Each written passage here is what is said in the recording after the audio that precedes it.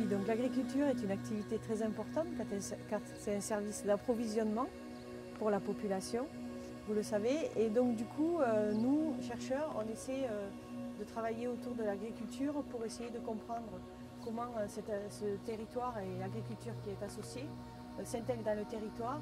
Et on essaie de travailler avec des agriculteurs pour justement éviter, de par leurs pratiques, de contaminer à la fois les sols et les ressources en eau.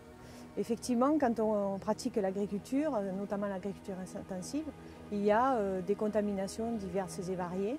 La première concerne par exemple l'érosion des sols. Quand vous avez un sol nu où vous n'avez pas de culture, vous avez l'érosion des sols qui entraîne en fait des particules qui vont arriver dans les eaux de surface et donc qui vont potentiellement colmater par exemple les habitats des poissons, mais aussi envaser les barrages et donc entraîner aussi avec les particules des contaminations comme par exemple les pesticides qui peuvent s'absorber sur les particules, mais aussi des métaux.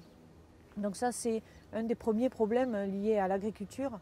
Un autre problème est quand on utilise des produits de fertilisation, on épand notamment du nitrate et du phosphate et ces éléments peuvent s'intégrer ensuite à la fois dans les sols, s'infiltrer dans les eaux de surface, s'infiltrer dans les eaux souterraines, mais aussi arriver dans les eaux de surface lors des événements pluvieux. Et donc ces éléments peuvent entraîner des problématiques comme l'eutrophisation des eaux de surface par exemple, et donc entraîner des dégradations des eaux de surface. Un autre type de contamination, c'est ces nutriments quand ils sont en excès. Donc en dehors des problématiques d'eutrophisation, vous avez aussi les problématiques d'alimentation en eau potable pour l'alimentation en eau potable de la population.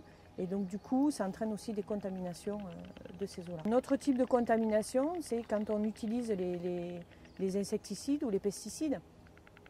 Au niveau de l'agriculture, tous ces contaminants se retrouvent après dans les sols, dans les eaux souterraines, aussi dans les eaux de surface, contamination qui impacte la flore, la faune, mais aussi tout ce qui est alimentation en eau potable pour la population humaine. Donc effectivement, depuis quelques années, les agriculteurs font des efforts pour justement limiter ces contaminations par une agriculture raisonnée. Et notamment, il y a aussi la réglementation qui permet, par exemple, de limiter les contaminations. Par exemple, en France, il y a une obligation de mettre les bandes enherbées qui permettent de faire tampon entre les eaux de ruissellement et les eaux de surface pour limiter le transfert, par exemple, des nitrates et des matières à suspension.